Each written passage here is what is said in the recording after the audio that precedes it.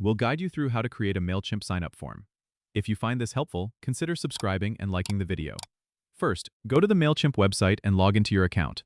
Once you're logged in, head over to the forms from the dropdown. You'll see several options here, but what you want is the form builder. Click on that and you'll be taken to a page where you can start customizing your form.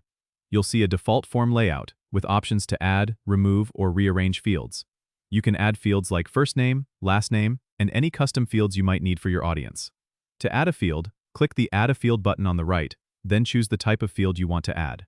Once you have your fields set up, you can go to the Design It tab to customize the appearance. Here, you can change colors, fonts, and other style elements to match your branding. You can preview your form as you make changes to see how it looks. When you're satisfied with your form, go back to the Build It tab and click Save and Close. Now, your form is ready to be shared. To share your form, click on Sign Up Form URL in the Form Builder. This provides you with a direct link to your form that you can share via email, social media, or embed on your website.